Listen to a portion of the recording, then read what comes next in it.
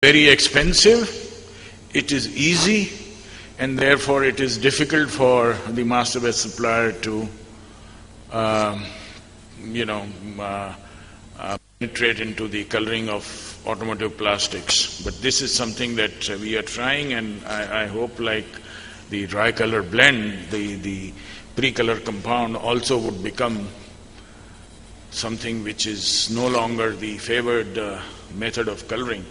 Already in the more developed markets like Europe, master batch is the predominant form. From what I hear, I have no personal experience, but from what I hear, master batch is the predominant form of coloring even the very critical interior parts of the automobile.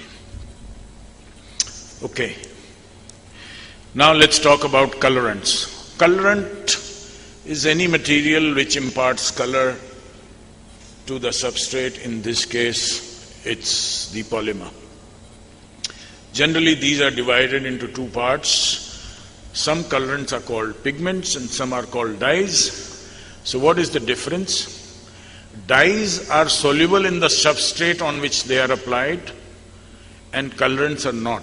Colorants are dispersed, whereas dyes are dissolved.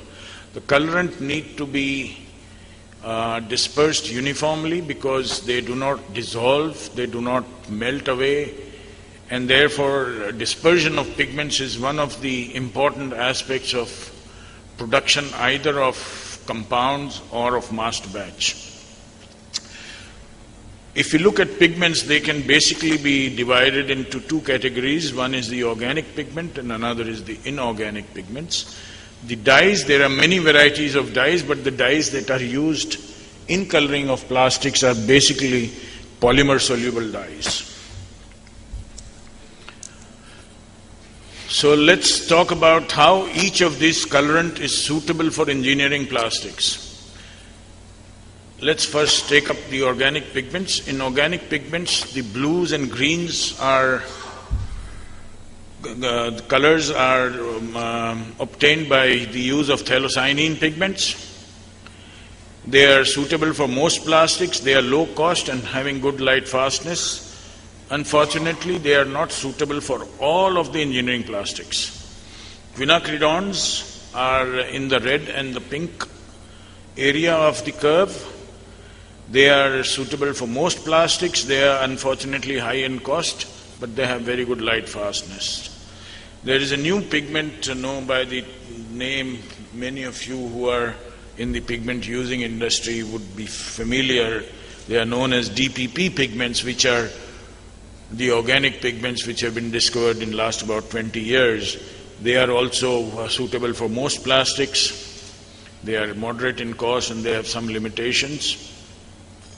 There are a few other pigments in the yellow and brown range, but their range is very limited and they are quite high in cost. When we talk of automotive applications and engineering plastics, the focus is mostly on the inorganic pigments because they have very good heat stability and light stability. The first and the most important pigment, of course, is titanium dioxide rutile grade, which is suitable for all plastics. It's low cost, it's a white pigment, it's the base on which the colors are built. The next is an iron oxide, which comes in either brown, red or black shade. Their iron oxides are suitable for all kinds of plastics. They are low to medium in cost. Carbon black is the black pigment of choice. They are also suitable for all kinds of plastics. They are low in cost and with good properties. The pigments really of interest in engineering applications and in automotive are the mixed metal oxides, which provide you with yellow, red, blue and green color. The colors on the top were only white, black and brown, but the other colors are provided by mixed metal oxides. They are suitable for almost all plastics. They are high in cost, they are little dull colors, they are not as bright as the organic pigments, and they are suitable for auto applications. Lastly, and whose use is getting limited, are the cadmium and the lead-based pigments, which are no longer allowed by most regulations, and therefore their use is limited. In terms of dyes, there is one thing about dyes is, dyes, because they are soluble in the plastic in which they are used, they tend to migrate.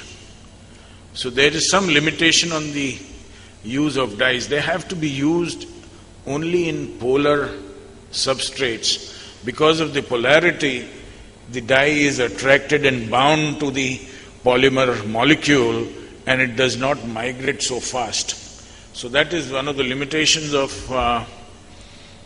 dyes, and it is because of this reason that you cannot use dyes in polypropylene or polyethylene. Although the dyes are very effective, they have very bright colors, they're quite cost effective because they're very strong in color strength. Dyes have very complicated chemistries. The reds are normally from the perinone chemistry, the blues and greens are from the anthraquinone chemistry, and then there are lots of other chemistries which give you the yellows and the other shades. What I can say is most of these dyes have high color strength, high cost, and they are capable of producing very bright colors. Many of them have good light fastness and good temperature stability also. Only thing is that in polyamides, getting the right dyes is sometimes a problem. Engineering plastics are basically used for their properties. Despite what I said in the beginning, the properties are still important, even if it is something that is seen by the consumer. So we don't want to color the material in a manner which will ruin the properties like the tensile impact or the heat stability or the heat properties. So one has to know, before you design a master batch or design a coloring scheme or a color recipe for any polymeric material, and especially for an engineering plastics, you have to figure out what that particular pigment or dye is going to do to the plastic. So I have just summarized in terms of organic and the effect on semicrystalline and amorphous polymers. Organic affects semicrystalline polymers with respect to shrinkage and warpage. Shrinkage and warpage is not much of a problem with amorphous polymers, so whether it's organic or inorganic, it does not affect very much. The inorganic pigments are generally having bigger particle sizes, so they affect the impact strength, tensile strength, and if you are using a glass reinforced material, then some of these inorganic pigments cause abrasion of the glass, they reduce the fiber length of the glass, and therefore reduce the mechanical properties.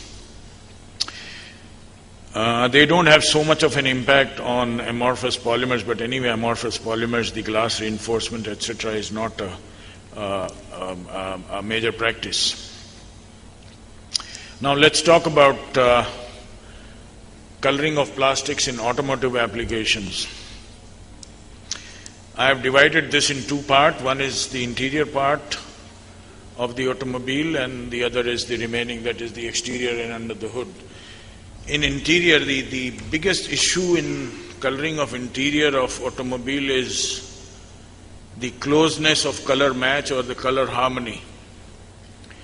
And here one of the factors to consider is metamerism, which is, I don't know if people here know anything about metamerism, but anybody who is coloring plastics, and especially if he is coloring automotive plastics, he should know about metamerism. Metamerism is a situation where a pair of chips or pair of samples match in one light and do not match in another light.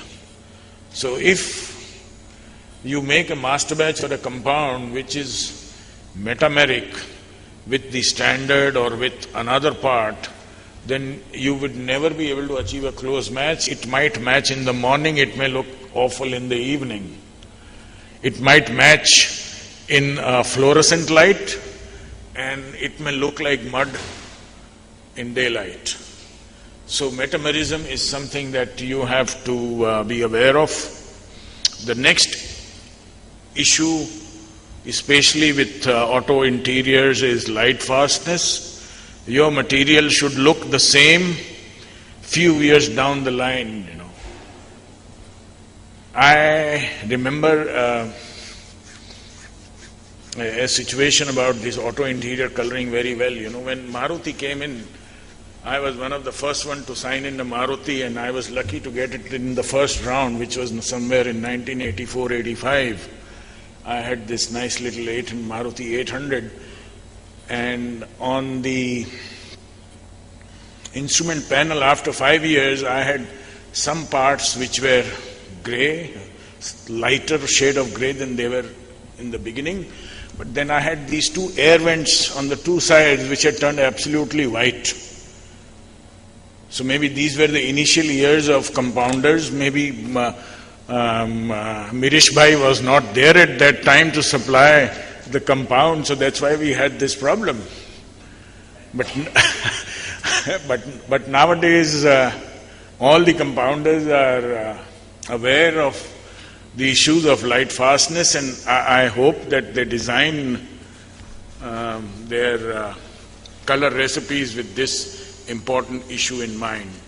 And lastly, of course, is retention of properties. All said and done, color is just one of the properties. It's an important property, but it's still one of the properties. The other properties we also have to retain. You know, it should not break after 6 months because of degradation by UV or because of lack of heat stability.